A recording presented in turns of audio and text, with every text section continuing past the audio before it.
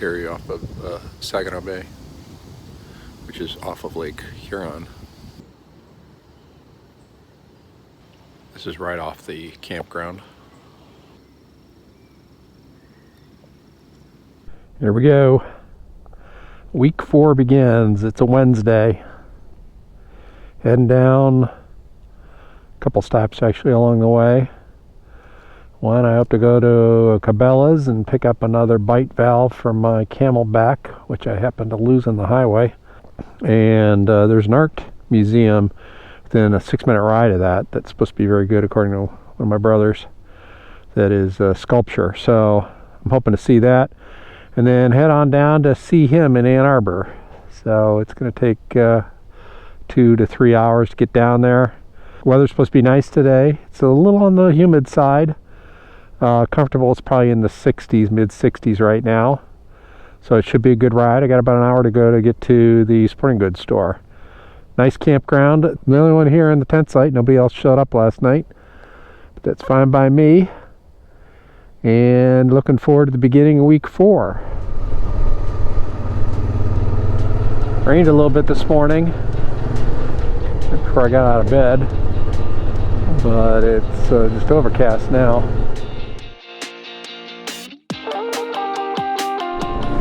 Back into Bay City as I make my way a little bit west before I go south. Bay City has some grand old houses. Look at these things. Saginaw River, which drains into Saginaw Bay, which is a huge bay off of Lake Huron. I'm here at Saginaw Valley State University, where the art museum is located, the Marshall M. Fredericks Sculpture Museum. Know nothing about him. I've heard it's a nice museum located within the university complex. So I am going to spend just an hour or so here. I need to keep moving south today.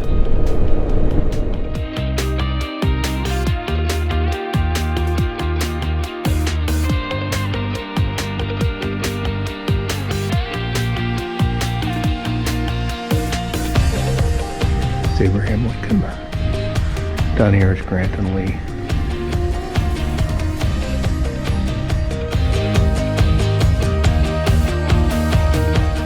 This is the Spirit of Detroit, which sits in front. The actual sculpture sits in front of this City of Detroit municipal building.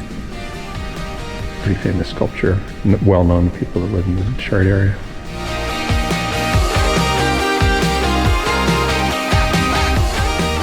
(1954), Boy and the Bear. This is the plaster original quarter-scale model, and full-scale casting is located in the South Court of the United States State Department.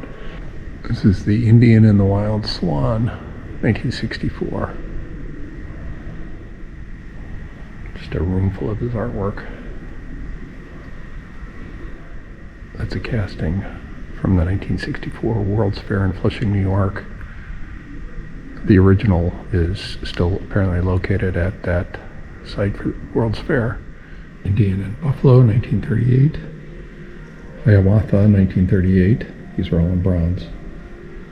And the Pioneer Woman and the Ox, 1938.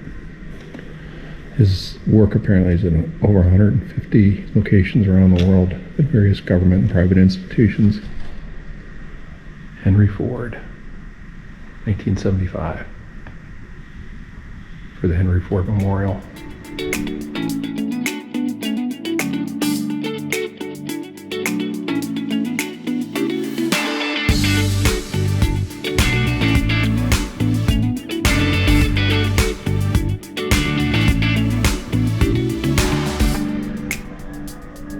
This is to commemorate the men and women of the University of Michigan who died during World War II.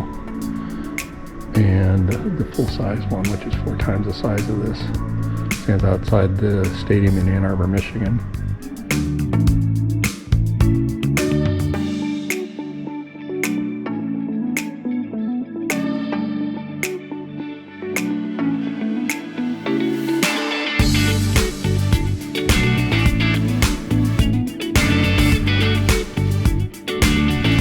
demonstrates how a pantograph works. So that's a small version of Lord Byron. And you can see there are measuring devices on it, which then come up here in the larger version. The lion and the mouse. That's pretty cool.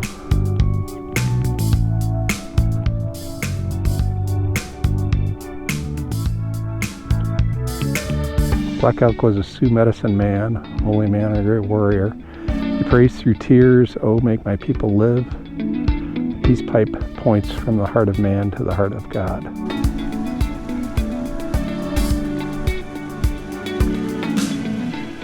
Here's the male and female monkey. Quite a nice cultural museum. Spent about an hour there. Seems about right. I am headed down now towards Ann Arbor.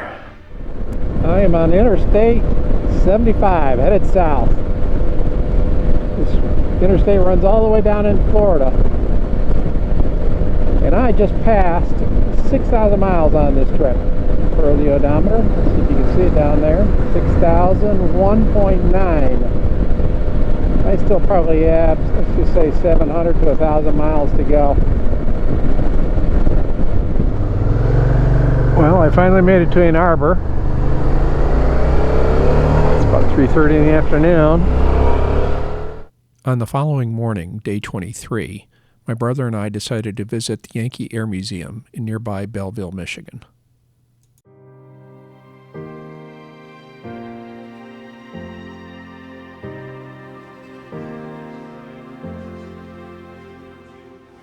Has our American civilization been in such danger as now?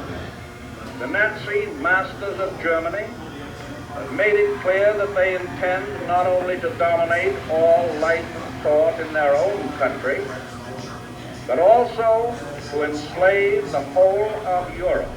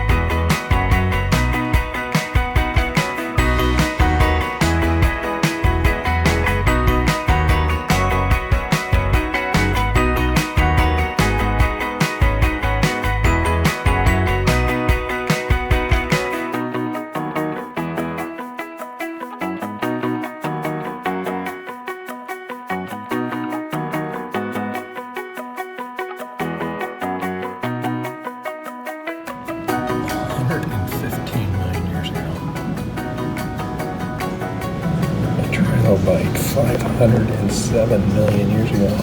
That's crazy. Sinai Mathis, 240 million years ago. The time scales are just mind-blowing.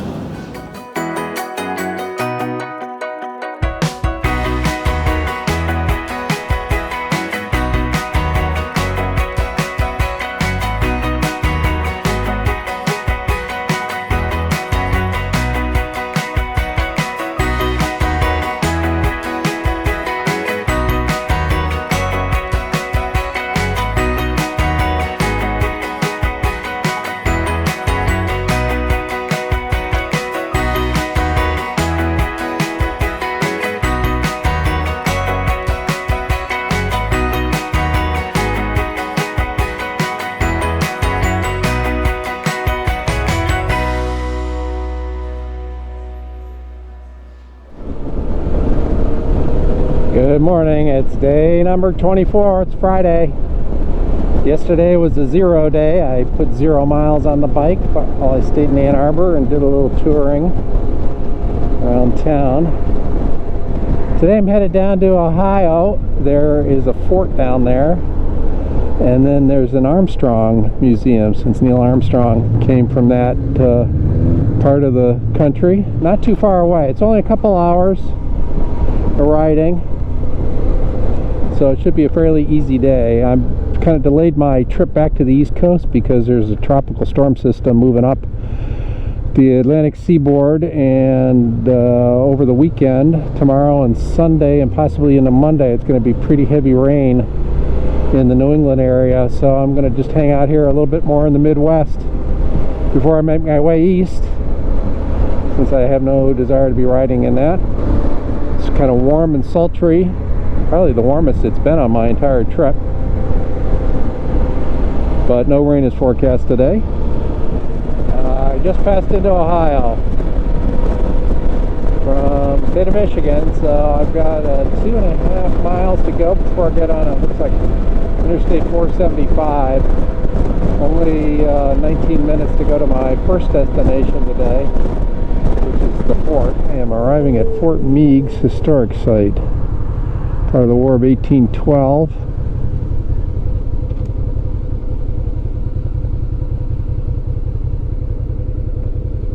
Looks like that's the recreated fort over there. It's open, so I'm going to take a visit. This is a visitor center. It's an old powder horn from 1762. Look at the ball-headed war club there on the left. Looks like a vicious weapon. Spurs from 1794. Going to General Anthony Wayne from the Battle of Fallen Timbers. Fort Meigs was named for this governor of Ohio from 1810 to 1814, Jonathan Meigs Jr.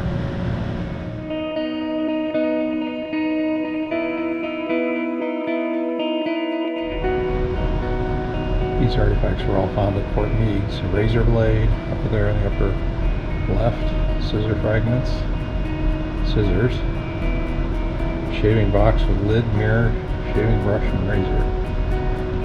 All from that time period, early 1800s. Here's another powder horn made in 1813. So they celebrated the bicentennial, as you can see there, in 2013. So they are 210 years old. These artifacts. It's just an incredibly long period of time. This is an Ohio militia coatee, 1812 to 1813.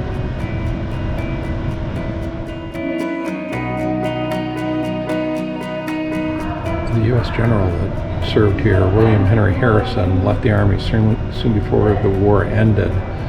In 1840, he was elected President of the United States. And here's Fort Meigs. This is a recreated fort, based on the same size and the same location as the original fort. Most of the artifacts were from this location.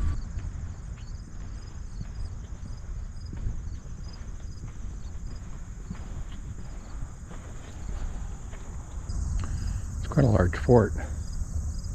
Apparently the earthenworks are original.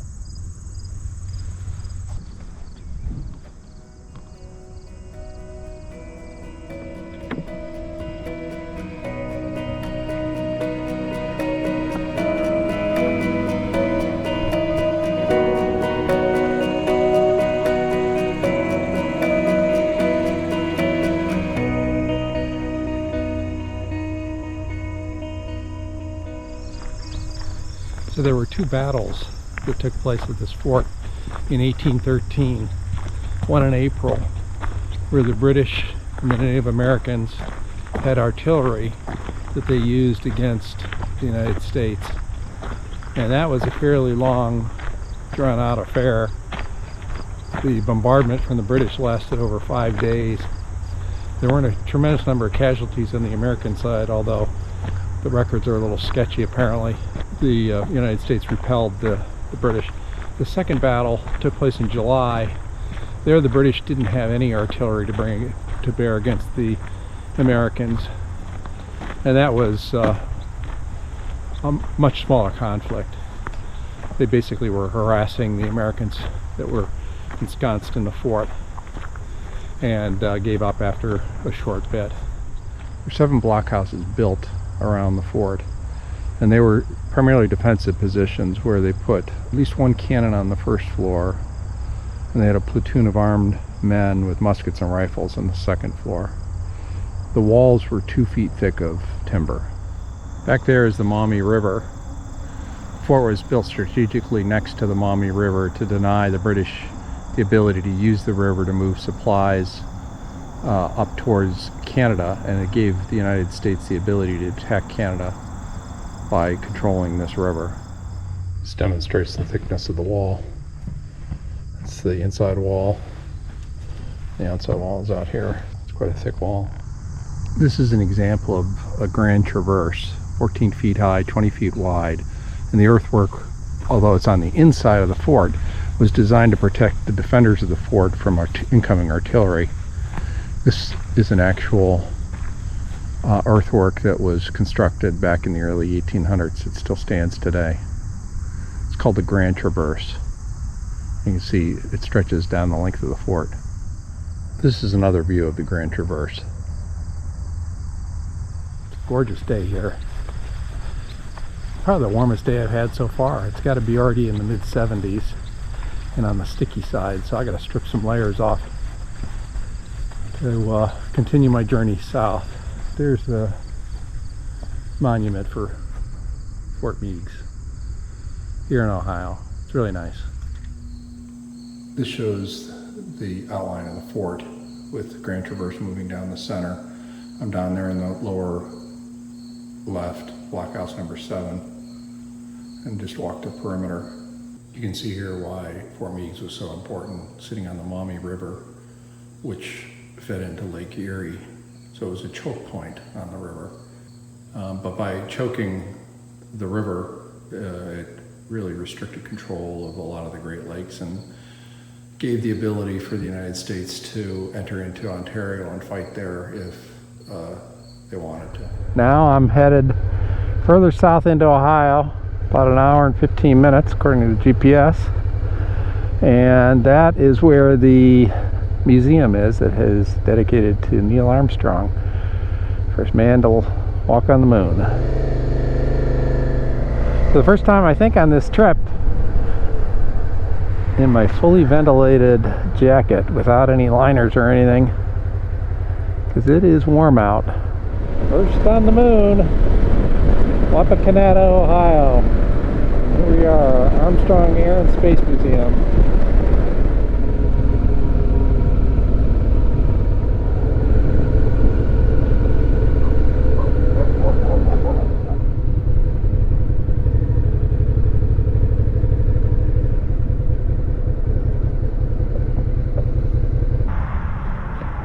This is the F-5D Skylancer used by Neil Armstrong in the early 1960s for emergency abort, launch, and landing procedures.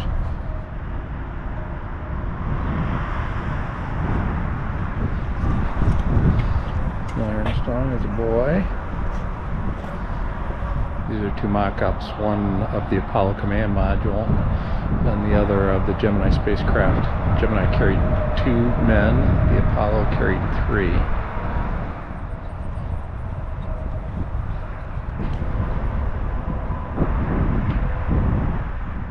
This section of Ohio is known as the National Aviation Heritage Area.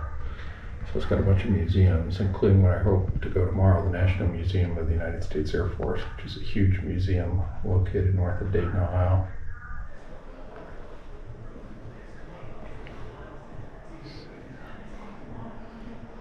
Neil Armstrong took a flight at age 6 that spurred his interest in aviation. This is some of the things that he had as a child, including his lunchbox there on the right. Neil's Navy uniform. He served in Korea. This is Neil Armstrong's Gemini 8 spacesuit.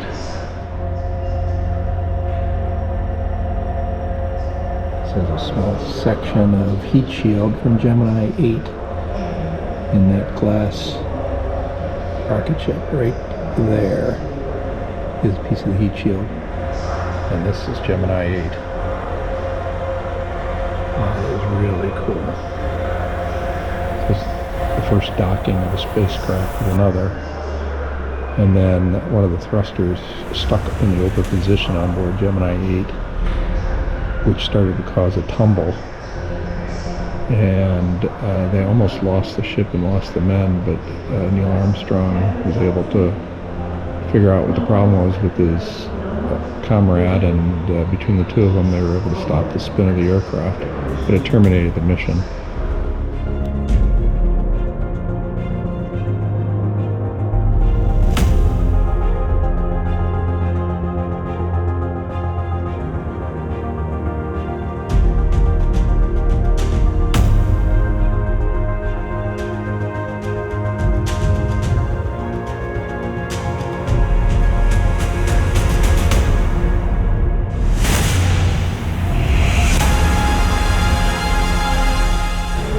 This is a piece of fabric from Wilbur Wright's first aircraft that flew, and the men took it to the moon with them and brought it back. So it's on display here now.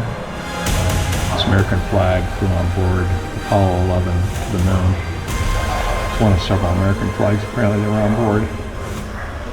And this is the thrust translation controller, which controlled the thrust of the lunar module's descent to the moon surface, on loan from the National Air and Space Museum. This is from Wappi Canada's Daily News. The family settled in Wappi Canada during Neil's freshman year in high school. And that is a moon rock. It came from Apollo 11. Well, that was a really good experience. I had not heard about it until I looked at it, the map yesterday, and saw that it was on my way down to the campground. It's a little after 3 in the afternoon. I've just got a short ride to my campground, and got some dinner on the way, and settle in for the afternoon. Passing through the farm fields of Ohio. On my way to my campground, Indian Lakes State Park. It's almost 4 o'clock. Picked up some groceries. I think this is going to be a busy campground, and they had some event going on this weekend. You coming to festival? No, I'm coming for a camp, G18. They asked me to go up there to check in, I guess. Yeah, commissary. Yeah. So she said take a left at the stop sign. Take a left at the stop sign. Okay. All the way up there. It's right behind the pool. Okay, thank you.